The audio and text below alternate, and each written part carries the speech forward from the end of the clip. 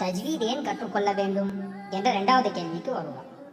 குர்ஆன் ஹதீஸ்ல இருந்து தஜ்வீதை ஏன் கற்றுக்கணும் அப்படி என்பதற்கு முக்கியமான சில விஷயங்களை நாம இங்க தெரிஞ்சுக்கணும்.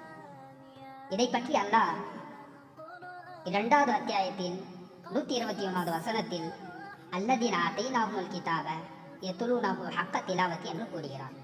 நாம் யாருக்கு வேதத்தை வழங்கினோமோ அவர்கள் படிக்க வேண்டிய விதத்தில் அதை படிக்கின்றனர்.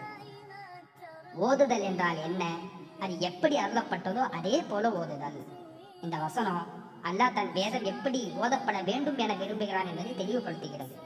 மேலும் ஒரு வசனத்தில் அவுஸித் அலைஹி வரத்திலில் குர்ஆன தர்தீலா, நிறுத்தி நிறுத்தியும் தெளிவாகவும் இந்த குர்ஆனை ஓத வேண்டும் என்பது அல்லாஹ்வின் கட்டளை.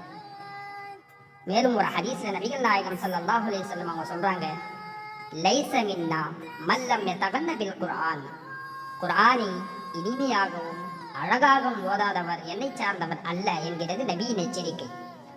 இன்னொரு ஹதீஸ்ல நபி ஸல்லல்லாஹு அலைஹி அவங்க சொல்றாங்க, நான் இனிய குரலில் குர்ஆனை ஓதும் பொழுது அல்லாஹ் செவி கொடுத்து கேட்பது போல் வேறு எதனையும் அவன் செவி கொடுத்து கேட்பதில்லை என்று சொல்லக்கூடிய செய்தி புகாரில 5024வது செய்தியா பதிவு செய்யப்பட்டிருக்கு.